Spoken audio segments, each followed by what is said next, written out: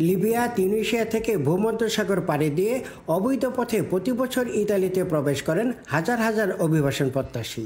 এসব অনুপ্রবেশকারীদের মধ্যে উল্লেখযোগ্য সংখ্যক বাংলাদেশি নাগরিক। সম্প্রতি ভূমধ্যসাগর পাড়ি দিয়ে ইতালি প্রবেশকারী বাংলাদেশির সংখ্যা আবারও বেড়ে গেছে। ভূমধ্যসাগর থেকে অভিবাসন প্রত্যাশীদের উদ্ধার কাজে নিয়োজিত সংস্থাগুলোকে নানা বিধিনিষেধের আওতায় এনেও থামানো যাচ্ছে না অনুপ্রবেশ। আর তাই অবৈধভাবে প্রবেশকারীদের আলবেনিয়া পাঠাতে সম্প্রতি দেশটির সঙ্গে একটি চুক্তি স্বাক্ষর করেছে ইতালি সরকার। তবে এমন সিদ্ধান্তের বিরোধিতা করেছে বিভিন্ন এনজিও। তাদের অভিযোগ, আলবেনিয়ার আশ্রয়কেন্দ্র হিটলারের বন্দি শিবিরের আদলে তৈরি করা হয়েছে। ভূমধ্যসাগর হয়ে ইতালিতে প্রবেশকারী বাংলাদেশের সংখ্যা বেড়ে যাওয়ায় উদ্বিগ্ন দেশটির প্রবাসীরা। জীবনের ঝুঁকি থাকা এই অবৈধ পথ পরিহারের আহ্বান তাদের।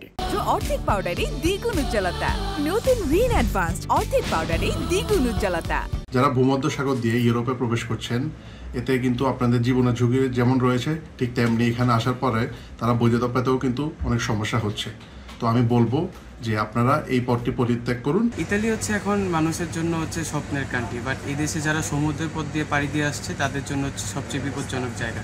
কারণ এই দেশের সরকার বলছে তাদেরকে কোনো বৈধতা দেওয়া হবে না, আশ্রয় দেওয়া হবে না। চলতি বছরের ৮ মাসে কেবল ভূমধ্যসাগর পাড়ি দিয়েই ইতালিতে এসেছে ৩৯,৫৬৬ জন। তাদের মধ্যে রেকর্ড সংখ্যক ৮,০৬১ জন বাংলাদেশি নাগরিক। ইতালির রোম থেকে হাসান মাহমুদ, সময় সংবাদ।